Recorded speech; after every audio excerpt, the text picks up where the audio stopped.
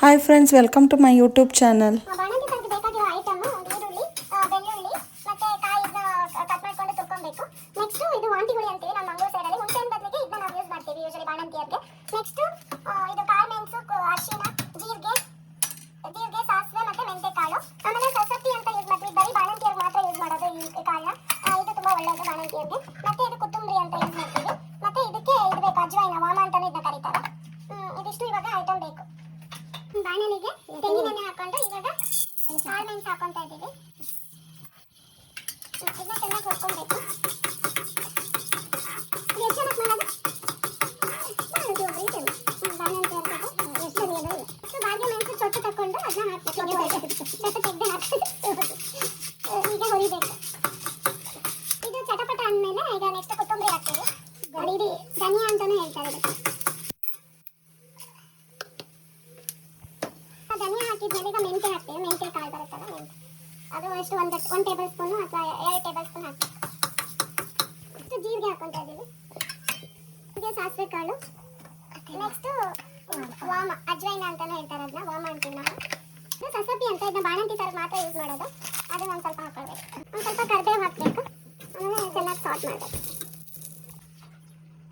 First ನಾವು ಕಾಯಿ ಹಾಕೊತಾ ಇದ್ದೀವಿ. ಕಾಯಿ ಆದ್ಮೇಲೆ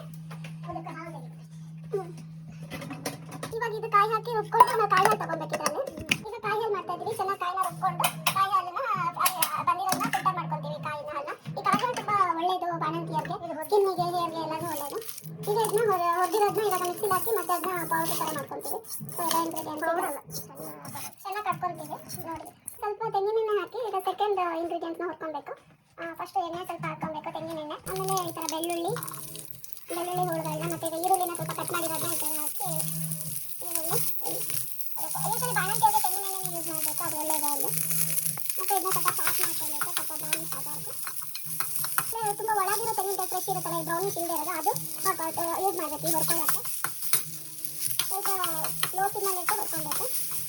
ಈಗ ಕಡಿಯೋಕ್ಕೆ ಸ್ವಲ್ಪ ಅದು ಆವಾಗ ಹುರ್ಕೊಂಡಿದ್ದು, ಅದ್ರ ಜೊತೆಗೆ ಅರಿಶಿನ ಹಾಕಬೇಕು. ಮತ್ತು ಇವಾಗ ಲೇಟೆಸ್ಟಾಗಿ ಹುರ್ಕೊಂಡ್ವಲ್ಲ ಆ ಐಟಮ್ನು ಹಾಕಬೇಕು. ಮತ್ತು ವಾಂತಿ ಹುಳಿ ಅಂತ ನೆನೆಸಿಟ್ಟಿದ್ವಲ್ಲ ನೀರಲ್ಲಿ, ಅದನ್ನು ಹಾಕಬೇಕು. ಆ್ಯಕ್ಚುಲಿ ಬಾಣಂತಿಯವ್ರಿಗೆ ಇದನ್ನೇ ಹಾಕಬೇಕು, ಹುಣಸೆಹಣ್ಣು ಹಾಕಬಾರ್ದು.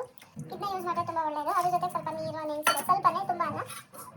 ಇವಾಗ ಇದಕ್ಕೆ ಹೊಡೆದಿರೋದು ಸೆಕೆಂಡ್ ಹೊರ್ಕೊಂಡ್ವಲ್ಲ ಅದನ್ನು ತೆಗಿಸ್ಬೇಕು. ಕಾಯಿ ಹಾಲು ರೆಡಿ ಆಗಿದೆ. ದಪ್ಪ ಕಾಯಿ ಹಾಲು, ನೀರು ಕಾಯಿ ಹಾಲು. ಆಮೇಲೆ ಟೊಮೊಟೊನೂ ಬೇಕು ಒಗ್ಗರಣೆಗೆ. ಮತ್ತು ಈರುಳ್ಳಿನೂ ಕಟ್ ಮಾಡಿ ಇಟ್ಕೊಂಡಿದ್ದೀವಿ. ನಾವು ಸಾರು ಮಾಡೋ ಬಾಣಲಿಗೆ ಸ್ವಲ್ಪ ತೆಂಗಿನೆಣ್ಣೆ ಹಾಕೊಬೇಕು. ಸ್ವಲ್ಪ ತುಪ್ಪ ಹಾಕೊಬೇಕು. ತುಪ್ಪನೂ ಸ್ವಲ್ಪ ಒಳ್ಳೆಯದು ಬಾಣಂತಿಯರಿಗೆ. ಈಗ ಈರುಳ್ಳಿ ಹಾಕೊಬೇಕು. ಸ್ವಲ್ಪ ಎಣ್ಣೆ ಬಿಸಿ ಆದ್ಮೇಲೆ ಈರುಳ್ಳಿ ಸ್ವಲ್ಪ ಬ್ರೌನಿಶ್ ಆದ್ಮೇಲೆ ಸ್ವಲ್ಪ ಟೊಮೊಟೊನ ಹಾಕೊಬೇಕು.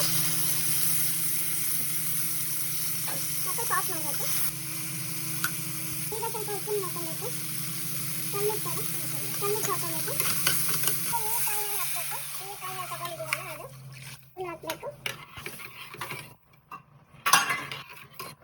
ಈ ಥರ ಹಾಲು ಚೆನ್ನಾಗಿ ಕುದಿ ಬರಬೇಕು. ಕುದಿ ಬಂದಮೇಲೆ ನಾವು ದಪ್ಪ ಕಾಯಿ ಹಾಲು ಇದೆಯಲ್ಲ ತೆಗೆದುಕೊಂಡಿದ್ವಲ್ಲ ಅದನ್ನ ಸೇರಿಸಬೇಕು.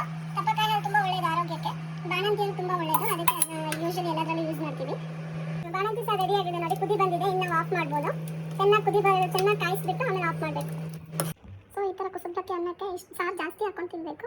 ಬಾಣಂತಿಯರು ಜಾಸ್ತಿ ಸಾರು ಸೊಪ್ಪೆಲ್ಲ ತಿಂದರೆ ಒಳ್ಳೆಯದು. ಸೊ ಈ ಥರ ಸಾರು ತುಂಬ ಹಾಕೊಂಡು ತಿನ್ನಿ.